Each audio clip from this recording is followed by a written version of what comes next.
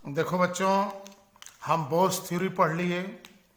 हम परमाणु संरचना में देखे क्या कि टॉमसन ने बताया कि परमाणु जो है तरबूज के समान है और इलेक्ट्रॉन बीज के समान। तो टॉमसन का योगदान रहा इलेक्ट्रॉन के बारे में। उसके बाद आया रदरफोर्ड, सोने की पन्नी पर एक्सपेरिमेंट किया और उसने 3 बातें देखी। अधिकांश अल्फा कण सीधे निकल गए, कुछ अल्फा कण जो है, तो इससे इसने निष्कर्ष निकाला कि परमाणु का अधिकांश भाग खाली है। फिर कुछ अल्फा कण ऐसे मुड़ गए, इसका मतलब है कि केंद्र में नाभिक है। तो इसने नाभिक के बारे में जानकारी दिया और बताया नाभिक बहुत कठोर है, इसको भी हम देख चुके। तो ये हमारा रहा रदरफोर्ड का परमाणु मॉडल। परमाणु एक गोला है, गोले के केंद्र में नाभिक है और इलेक्ट्रॉन नाभिक के चारों ओर चक्कर लगाता रहता है। इसकी समस्या क्या थी, ड्रॉबैक, कमियां क्या थी कि यह जो है इलेक्ट्रॉन आकर इसमें टकरा जा रहा था। कैसे, तो दिशा बदली, दिशा बदलने से त्वरण उत्पन्न हुआ, दिशा बदली, दिशा बदलने से त्वरण उत्पन्न हुआ, त्वरण उत्पन्न हुआ तो ऊर्जा का ह्रास किया और धीरे धीरे आकर के यह नाभिक से टकरा गया और परमाणु को नष्ट कर दिया। तो यह मॉडल भी सही नहीं था, इसमें भी कुछ त्रुटियां थीं। तो उसका जो है, लेकिन एक काम की चीज इसने दिया, क्या, नाभिक। ओके, तो इलेक्ट्रॉन के बारे में जान गए, नाभिक के बारे में जान गए। नाभिक की खोज रदरफोर्ड ने की, नाभिक धनावेशित होता है, रदरफोर्ड ने बताया। उसके बाद आया निल्स बोर, जो कि अत्यंत इंपॉर्टेंट है। निल्स बोर ने 3 चीजें दी थी। ये हमारा हो गया, इलेक्ट्रॉन नाभिक के चारों ओर एक नहीं अनेक वृत्ताकार पथों पर गति करता है। इन वृत्ताकार पथों को कोश या कक्षा या ऊर्जा स्तर कहा, के या लयाम यान, ऐसे है। फिर बताया कि जो इलेक्ट्रॉन जिस कक्षा में घूम रहा है उसी में घूमेगा। इस अवस्था को उसने विरामावस्था कहा या स्थिरावस्था कहा। इन कक्षाओं को उसने एक नाम दिया, बंद वृत्तीय पथ। ठीक, उसके बाद उसने बताया कि इलेक्ट्रॉन एक कक्षा से दूसरी कक्षा में जा सकता है या वापस आ सकता है, या तो वह ऊर्जा ग्रहण करे या ऊर्जा निष्कासित करे। ठीक है, और तीसरा पॉइंट इसका कोणीय संवेग जे के बारे में बताया। हम इसके बोर की त्रिज्या को देखें, बोर्स रेडियस हमारा टॉपिक है, बोर की त्रिज्या, बोर की त्रिज्या। तो बोर की त्रिज्या को देखा जाए, बोर्स रेडियस, ये नाभिक हो गया, ये पहला कोष या दूसरा कोष या तीसरा कोष या चौथा कोष या पांचवा छठवां। तो ये देखो इसकी दूरी कम है, इसकी डिस्टेंस ज्यादा है, तीसरे कोष की और दूरी ज्यादा हो गई, चौथा और दूर है, पांचवा और दूर है। तो बोर इसकी रेडियस को कैलकुलेट करने का फार्मूला उसने दिया। कैसे दिया, तो पहले तो हमको फार्मूला एकदम डायरेक्ट याद होना चाहिए। ठीक है, और किस प्रकार से फार्मूला आया है ये भी हमें पता होना चाहिए। तो देखते हैं बोर्स रेडियस के बारे में। हमारे पास 3 फार्मूले हैं बोर के। पहला कौन है, 1/4 पाई, 1/4 पाई एप्सिलॉन 0 ZE² बराबर mv²/r। यह एक फार्मूला है। यह हम केएस में है, जरा छोटा कर दें, सीजीएस में बदल दें। चलो सीजीएस में बदलेंगे तो ये जो तुम्हारा 1/4 पाई एप्सिलॉन 0 है, इतना हटा दोगे, अब बचेगा तुम्हारा क्या, ZE²/r² बराबर mv²/r। ठीक, और कटनता खेलना चाहो तो r से r काट दो, तो इस r से ये वाला r कट जाएगा और बच जाएगा ZE²/r बराबर mv²। ओके, ये और छोटा हो गया। यहां जो है दूसरा इसने क्या दिया था, mvr बराबर NH/2 पाई। यह भी एक फार्मूला था कोणीय संवेग वाले में। और तीसरा था डेल्टा E बराबर h न्यू बराबर hc/λ बराबर hc न्यू बार। ये 3 फार्मूले बोर ने दिए थे। ठीक है, इसको जो बच्चे इसको नहीं पढ़े तो इससे पहले वाला लेक्चर देख लेंगे तो उन्हें क्लियर हो जाएगा। हमको बोर्स रेडियस निकालना है ना, रेडियस यानी r। क्या इस फार्मूले में कहीं r है? नहीं, ये तो एनर्जी का काम होगा तब इसको खोलेंगे। अब ये एनर्जी की जरूरत है नहीं तो इसको बंद कर दें। क्या इस वाले फार्मूले में कहीं आर है? हाँ है। क्या इस फार्मूले में कहीं आर है? हाँ है। तो यह दोनों फार्मूले हमको बोर की त्रिज्या की तरफ लेकर जाएंगे। इन दोनों फार्मूलों को कनेक्ट कर दो, को रिलेट कर दो, तुम्हें तुरंत बोर्स रेडियस का फार्मूला आ जाएगा। इन दोनों फार्मूलों को क्या कर दो, को रिलेट। कैसे करें? देखो, यहां से भी का मान निकाल करके, भी का मान यहां से निकाल कर इसमें बैठा दो, या यहां से भी का मान निकाल कर इसमें बैठा दो, तो आर का सूत्र मिल जाएगा। मान लो तुम वेग का सूत्र निकालना चाहते हो, वेलोसिटी का, वेग का, तो यहां से आर का मान निकाल कर इसमें बैठा दो, या यहां से आर का मान निकाल कर इसमें बैठा दो, तो वेग आ जाएगा। पहले हम आर को देखते हैं, ठीक, बोर्स रेडियस को देखते हैं। इस वाले फार्मूले में से हम क्या करें, यहां से भी का मान निकालें और इसमें बैठा दें, ठीक। तो भी बराबर यहां निकालो, तो भी का वैल्यू निकालोगे तो ये कहां जाएगा, नीचे, और ये कहां जाएगा, नीचे। तो ये आ जाएगा, यहां से हटेगा और यहां m, और ये यहां से हटेगा और नीचे r। n भी बराबर हो गया NH/2πmr ना। इसको उठाकर इसमें रख दो। जब इसको उठाकर इसमें रखोगे तो भी स्क्वायर ना होगा जी यहां, तो इसका स्क्वायर हो जाएगा, तो हमारा हो जाएगा ZE² बराबर, इसकी वैल्यू पुटअप करो तो क्या हो जाएगा, बोलो। m ये हमारा ऐसे ही है, भी का मान रखो, तो भी का मान रखोगे तो भी क्या है, स्क्वायर में ना, तो इसका स्क्वायर ना बन जाएगा जी यहां जाके करें, तो ये हो जाएगा, रखते ही n², डायरेक्ट कर रहे हैं, ये हो जाएगा h² बटा, ये हो जाएगा 2 का 4, ये हो जाएगा π², और ये हो जाएगा m², और ये हो जाएगा r²। कोई दिक्कत? यानी किया क्या हमने, बोर का पहला पास्टुलेट उठाया, सीजीएस में चल रहे हो, ध्यान देना, सीजीएस ग्राम सेंटीमीटर, ठीक है, और सेकंड में, ये हमने वैल्यू पुटअप कर दिया। अभी ये कुछ कह रहा है, आर्यभट्ट कुछ कहना चाहते हैं, हाई आर हाई आर, गणित कुछ कह रही है कि इस आर को इस आर से काट दो, तो काट दे, देखो ये आर से ये आर कट गया, तो यहां एक आर बच गया। हमें सूत्र किसका निकालना है, आर का। अच्छा, कुछ और भी इसमें कह रहा है, हयम कह रहा है कि तुमको हबकेंगे, तुमको काटेंगे, तो यम से हयम काट दें तो इसका पावर न काट पाएगा जी, ठीक। और कुछ कट रहा है नहीं। अब आर का मान निकाल लो, आर को इधर फेंको और इन सबको नीचे ले आओ, तो क्या हो जाएगा, n² h² अपान 4π² m, ठीक, n² h² अपान 4π² m, यही ना बचा, देखो। और ये हो जाएगा ZE², ZE² यहां आएगा, ये यहां गया, ये यहां आया, n² h² अपान 4π² m ZE²। ये फार्मूला हो गया हमारा रेडियस का। अब इतना बड़ा फार्मूला पर सवाल लगाओगे तो दिक्कत तो होइबे ना करेगा। चलो इसको और छोटा करते हैं, इसको क्या करते हैं, और छोटा कर देते हैं। तो हम इसको छोटा कर दिए, ये सीजीएस में ना है, पहले इसको एमकेएस में कन्वर्ट कर दो।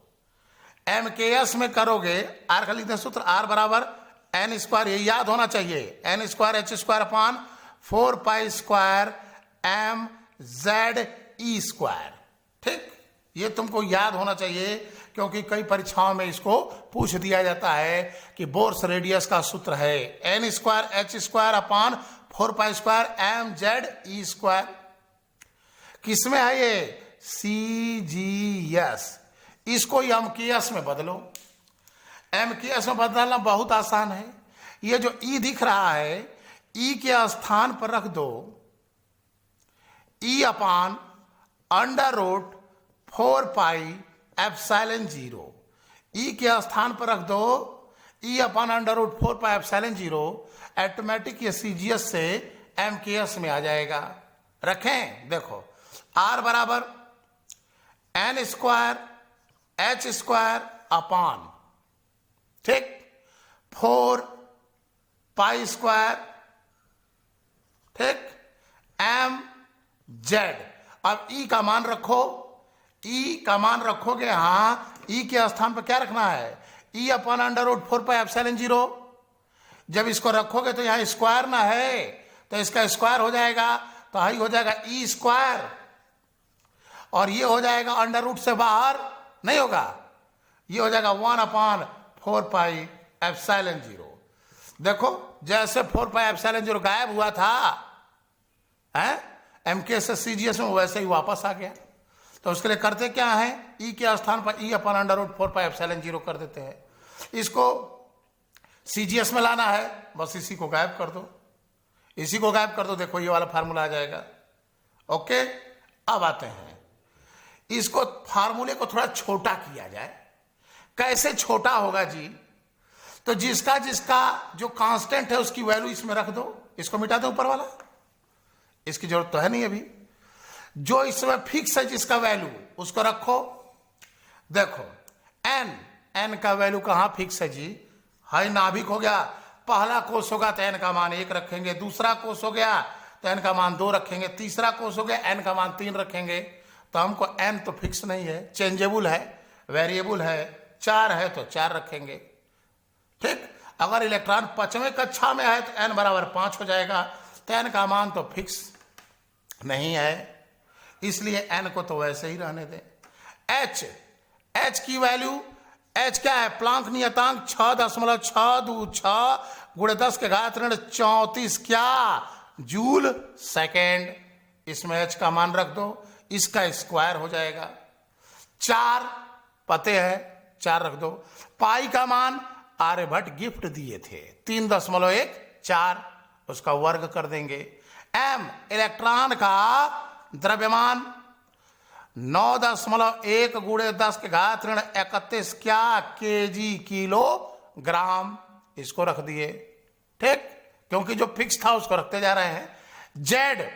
जेड तो परमाणु क्रमांक न है जी, अगर एटम हाइड्रोजन हो तो जेड का मान 1 हो जाएगा, सोडियम हो तो 11 हो जाएगा, लिथियम हो तो 3 हो जाएगा। जेड तो एटॉमिक नंबर न है, इसलिए जेड की वैल्यू क्या हो गई, नहीं रख सकते। ई पता है, इलेक्ट्रॉनिक चार्ज ई बराबर हो जाएगा 1.6 गुणे 10 के घात ऋण 19 कूलाम, 1.6 इंटू 10⁻19 कूलाम, ये फिक्स था, रख दिए। उसके बाद 1/4 पाई एप्सिलॉन 0, अच्छा इसका स्क्वायर हो जाएगा यहाँ के 1/4 पाई एप्सिलॉन 0, इसका भी मान पता है तुमको, 1/4 पाई एप्सिलॉन 0, इसका मान तो सबसे आसान है 9 इंटू 10⁹।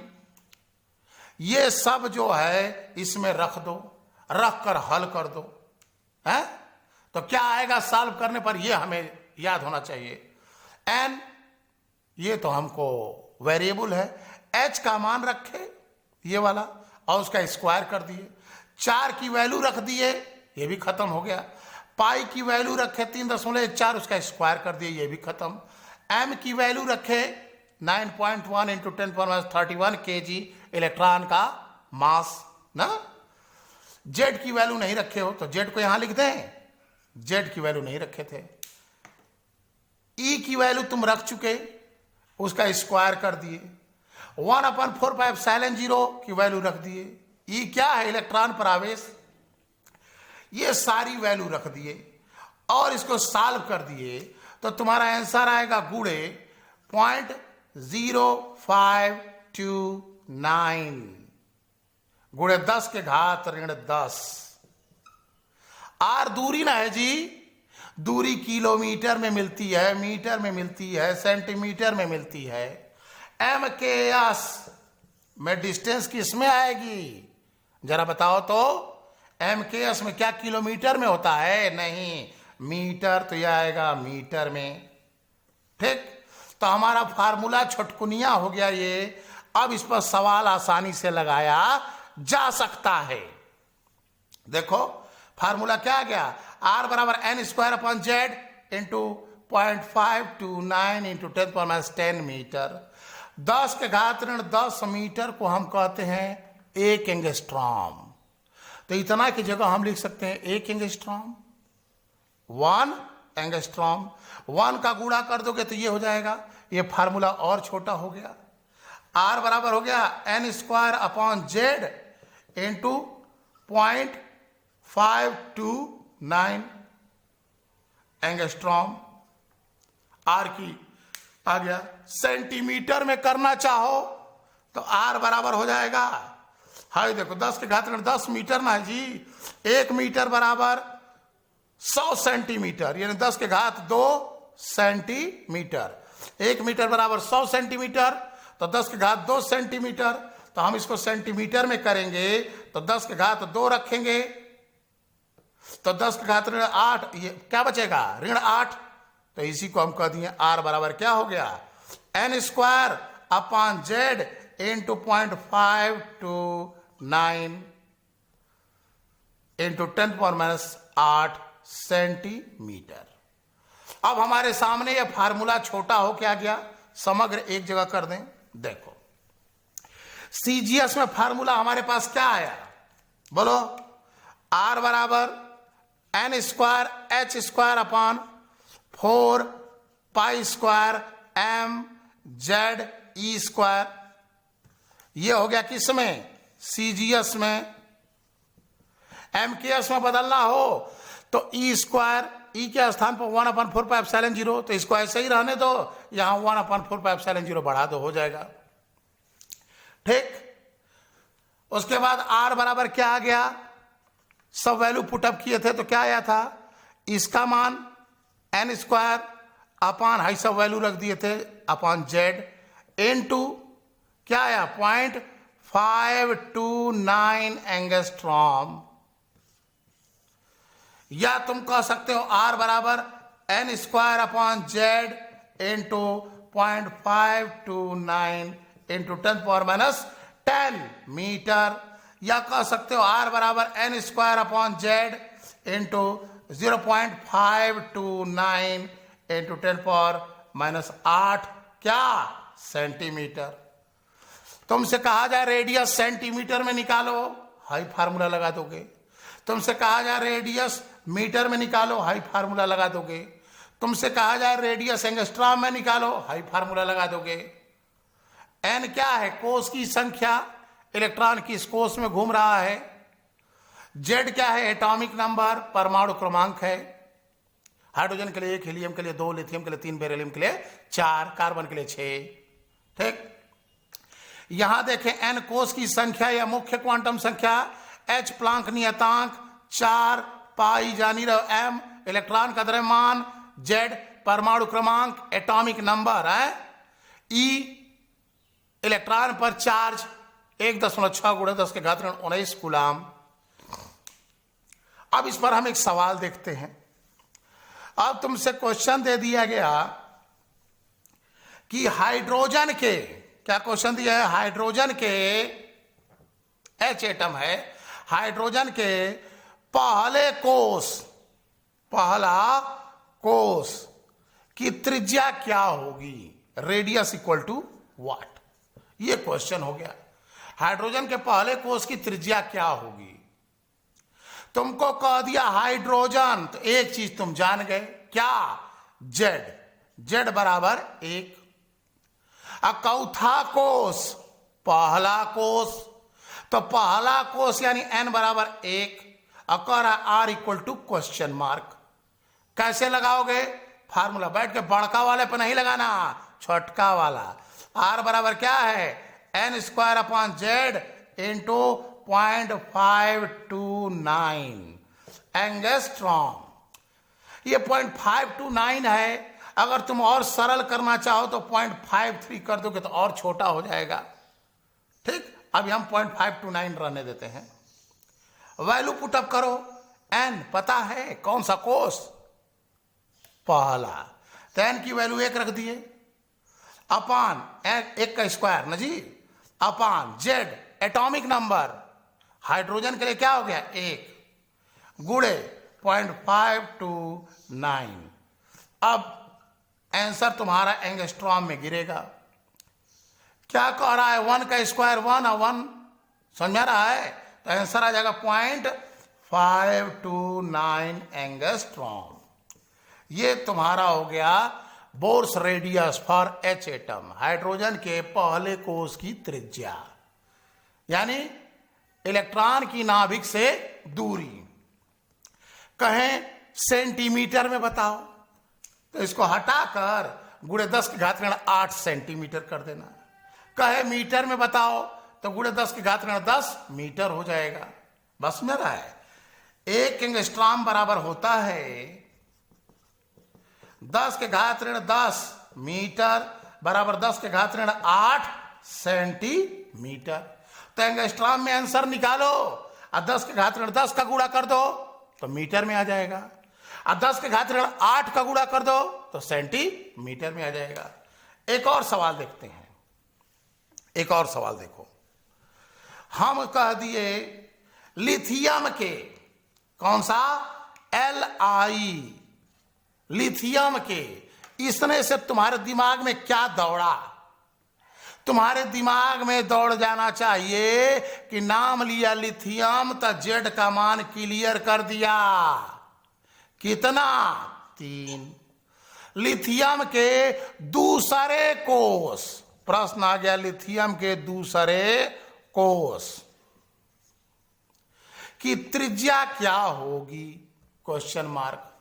अब लिथियम कहा तो जेड बराबर 3 और दूसरा कोष कह दिया तो क्या समझे जी, n बराबर 2, सॉल्व कर दो।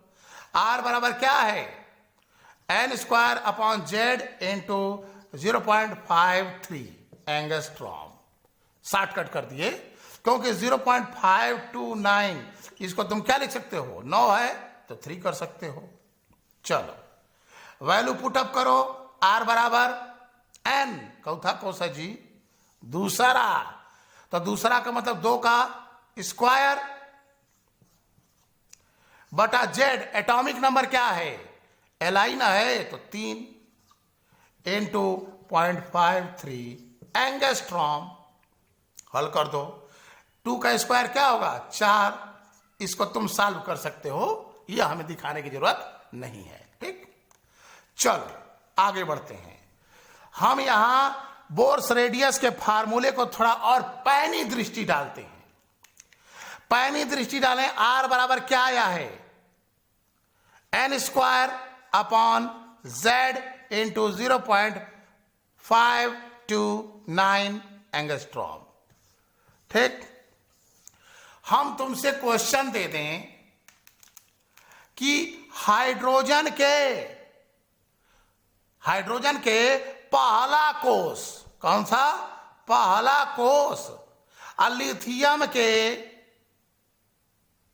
तीसरा कोष चाहे दूसरा कोष, लिथियम के दूसरा कोष, लिथियम का दूसरा कोष, हाइड्रोजन का पहला कोष की त्रिज्याओं का अनुपात क्या होगा। इनके रेडियस, मान लो इसका रेडियस कर दिए r1 और इसका रेडियस कर दिए r2, इनकी त्रिज्याओं का अनुपात क्या होगा, रेडियस का रेशियो क्या होगा। यह प्रश्न पूछ दिया गया, r1 संबंधे r2 या r1 बटा r2। तुमसे प्रश्न आ गया r1 बटा r2 बताओ, क्वेश्चन मार्क। तो 2 रास्ते हैं। एक तरीका यह रहा कि पहले r1 का मान निकाल लो हाइड्रोजन का, हाइड्रोजन के लिए z बराबर क्या हो गया, 1। अब पहला कोष है तो n बराबर क्या हो गया, 1। पहला कोष है तो n बराबर 1, हाइड्रोजन है तो z बराबर 1। लिथियम में आ जाओ, z बराबर क्या, एटॉमिक नंबर इसका कितना होता है, 3, और चौथा कोष है दूसरा तो n बराबर 2। तो यहां से तुम चाहो तो r1 की वैल्यू निकाल लो, यहां से चाहो r2 की वैल्यू निकाल लो, और दोनों का भाग दे दो r1 अपान r2, आंसर आ जाएगा। दूसरा, ये इतना लंबा करने की जरूरत नहीं है, सीधे फार्मूले में खींच दो ना। यहां देखो r1, इसको मिटा, यहां देखो, मान लो इसकी त्रिज्या r1 लिए थे तो R1 बराबर क्या होगा? R1 बराबर हो जाएगा n square upon z into 0.529। तो n1 कर दे, z1 कर दे। R2 बराबर क्या होगा इसके लिए? n2, अब इसी का नाम कर दे n2 square upon z2 square into 0.529। हमको रेशियो ही ना निकालना है, दोनों का भाग दे दें। तो देखो R1 बटा R2 करोगे तो n1 स्क्वायर अपॉन z1 बटा n2 स्क्वायर अपॉन z2। 0.529 से 0.529 क्या होगा? इससे ये कट जाएगा। मैथ कहती है कि जब नीचवा है तो नीचवा से कहां हो जाएगा? उलट जाएगा। करें तो n1 डायरेक्ट करते हैं। देखो हमारा आ जाएगा R1 बटा R2 बराबर, हाई 0.529 से 0.529 कट गया था, हाई n1 आएगा n1 square upon n2 square, high z1 नीचे था तो नीचे से ऊपर ना हो जाएगा z2 बटा z1। अगर रेशियो पूछा जाए तो देखो, यानी हमारा यहां फार्मूला आ गया क्या? अगर दो की त्रिज्याओं का अनुपात पूछ दिया जाए, R1 बटा R2 निकालना है। R1 बराबर क्या होगा बोलो? n1 square upon z1 into 0.529। समझा रहा है? R2 बराबर क्या होगा? n2 square upon z2 into 0.529। दोनों का भाग दे दोगे तो R1 बटा R2 क्या होगा? n1 square upon n2 square. समझ में आ रही बात? n1 square upon n2 square. High तो कट ना जाएगा जी भाग देने पर। हाई क्या होगा? z2 बटा z1, z2 बटा z1। इतना तो मैथ जानते ही होगे। चलो तो यहां हम फार्मूला डायरेक्ट लिख दें। R1 अपान R2 बराबर हो जाएगा n1 square upon n2 square. इसको ऐसे भी लिख सकते हो, n1 अपान n2 का होल स्क्वायर, क्योंकि दोनों पे ही पावर है। और ये नीचे था ना तो उलट जाओ लेके z2 बटा z1। ये हो गया हमारा रेशियो का फार्मूला। अब तुमसे हम क्वेश्चन जो दिए थे उसको आसानी से सॉल्व कर सकते हो। करो। क्या दिए थे? हाइड्रोजन का पहला कोष दिए थे, ठीक, और लिथियम का दूसरा कोष दिए थे। इसकी त्रिज्याओं का अनुपात पूछे थे। हाइड्रोजन का पहला कोष कह रहा है, जैसे ही नाम लिया हाइड्रोजन, जेड क्लियर हो गया। जेड बराबर क्या हो गया? 1। अब पहला कोष कह रहा है तो n बराबर 1। लिथियम का कह रहा है तो लिथियम नाम लेते ही जेड बराबर क्या हो गया? बोलो एटॉमिक नंबर 3। और यह दूसरा कोष कह रहा है तो सेकेंड ऑर्बिट, तो n बराबर 2 आ गया। वैल्यू पुटअप कर दो। इसको कर दे z1, इसको कर दे n1, इसको कर दे z2, इसको कर दे n2। R1 अपन R2 निकाल दो। चलो कैसे निकालोगे? तो कह रहा है n1 अपन n2 का होल स्क्वायर। n1 कौन है जी? n1 ये है 1 का स्क्वायर, बटा n2 कौन है? 2 का स्क्वायर। ठीक, रख दिए। गुड़े z1 न z2 बटा z1। z2 कौन है? ये 3 बटा z1 कौन है? ये 1। सॉल्व हो गया? नहीं हुआ? ये 3 एकम 3 हो जाएगा। ये क्या हो जाएगा? 2 दूनी 4, 3 बटा 4। तो इसका रेशियो आ गया R1 अपन R2 बराबर 3/4। या कह सकते हो R1 संबंधे R2 बराबर R1 R2 बराबर 3 संबंधे 4। कोई दिक्कत? चलो थोड़ा और पैनी दृष्टि डालते हैं। तुम वैसे भी लगा सकते थे, एक बार R1 निकालते, एक बार R2 निकालते, उसके बाद उसका दोनों का भाग दे देते, तो एक्स्ट्रा मेहनत करते 0.529 के साथ।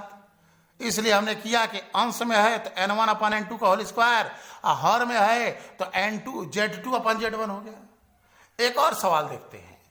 जैसे तुमको हमने कह दिया कि हाइड्रोजन के दिमाग में क्या आ गया, z बराबर 1।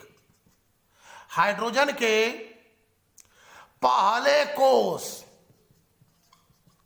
एवं तीसरा कोष, पहला कोष एवं तीसरा कोष, फर्स्ट ऑर्बिट और थर्ड ऑर्बिट की त्रिज्याओं का अनुपात क्या होगा, r1 संबंधे r3, मतलब फर्स्ट ऑर्बिट और थर्ड ऑर्बिट की त्रिज्याओं का अनुपात।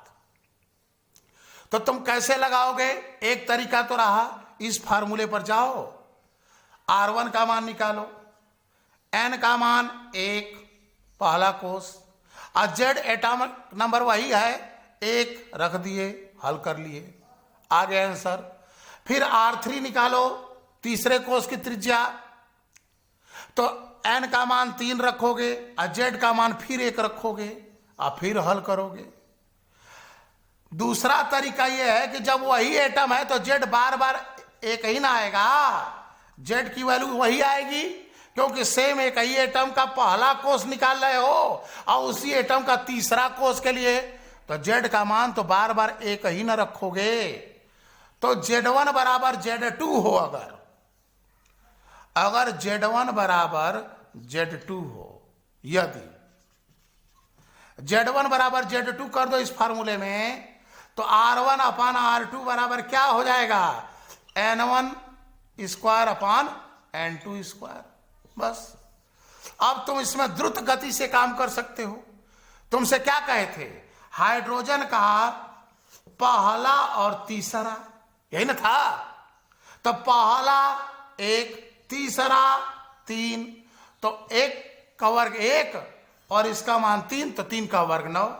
दिमाग में अगर तेजी है तो फट से बता दोगे, 1 संबंधे 9 लग जाएगा। r1:r2 बराबर क्या होगा, r1:r2 बराबर 1:9, तेजी से कर लोगे।